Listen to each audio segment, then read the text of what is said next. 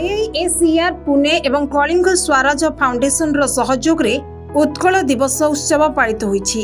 IISER Pune रो ओडिया संप्रदाय एवं Kalinga Swaraj foundation मिलित उद्यम रे एक अविस्मरणीय उत्कल दिवस पालन करा जायछि, जहा साहित्यिक अर्थरे अद्भुत थिला। 500 रु अधिक उपस्थितिकारी सहित यह कार्यक्रम में ओडिशार संस्कृति, परंपरा, कला एवं रांधणा कलार एक जीवंत प्रदर्शन होइथिला, जहा समस्तंकु आश्चर्यचकित करिदेइथिला। सज्जा एवं सांस्कृतिक झलक इवेंट स्थली रे प्रवेश करिबा मात्रे एक उत्सवमय वातावरण सृष्टि करथिला। स्वेच्छासेवी मानकर कलात्मक प्रतिभा देखिबा को मिलिथिला। जगन्नाथ मंदिर चित्र, रंगीन रंगोली एवं पारंपरिक ओडिया पोशाक रे सजित समस्ते एहाकु एक सांस्कृतिक मेला रे परिणत करथिले। कलिंग स्वराज फाउंडेशन रो सहयोग एही उत्सव को अधिक विशेष करथिला।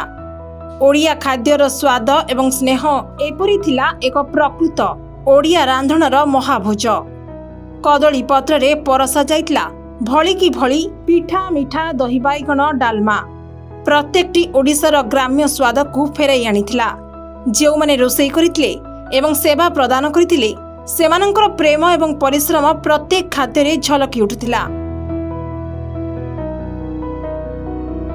ए विशाल आयोजन रे अम्लान, प्रज्ञा, जतिन, उमाशीष, सागर, इप्सिता, रतिमंसा आदि स्वेच्छासेवी माने असाधारण परिश्रम करिथिले। सेमानंकर योजना, ध्येय एवं टीम वर्क ए इवेंट को सफल करिथिला। प्रत्येक विवरणी बसिबार व्यवस्था, खाद्य वितरण एवं सज्जा अत्यंत जत्नर सहित परिचालित होइथिला।